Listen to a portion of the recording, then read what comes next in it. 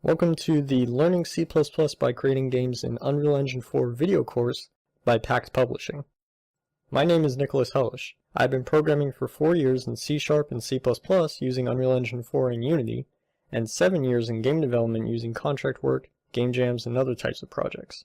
I've learned how to code and program through a mix of self-taught and formal education under a master's level experienced programmer for games. This is the first video in the course where we're going to go over what we're going to explore in Unreal Engine 4 using C++. First, before we start, there are some prerequisites that are needed to help you succeed in this course. This course is tailored for working on a Windows machine or a computer with a Windows 7, 8, or 10 operating system. It is not tailored explicitly or required explicitly, but if you are working on a Linux or Macintosh machine, this may hinder you in the learning process. Then if you are familiar with Unreal's blueprint system, then it will help you understand this course better, but it is also not required. The main requirement is that you have a basic understanding of how to code, such as ending a line of code with a semicolon, when and where to place brackets, and so on. Basic formatting. Now for what this course will cover. In the first section, we will be installing Visual Studio in Unreal Engine 4, and then covering the basics of C++ and how it is fundamentally working.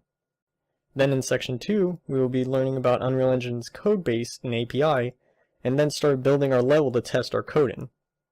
In section 3, we will be creating the player's character code and adding a HUD element for our player.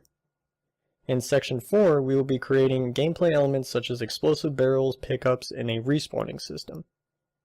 In section 5, we will be creating our menus so that the player can start a main menu and transition to our main level, as well as when the player dies, a death menu should show up and a pause menu for when we pause the game.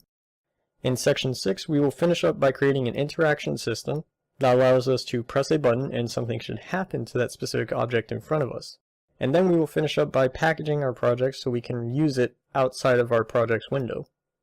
The goals of this course will be to have familiarity with Unreal Engine C++ API and C++ in general, understanding the most used data types and functions to use within Unreal, and using that knowledge from this course to be able to implement Unreal's API into a true game development environment. And I hope to see you there.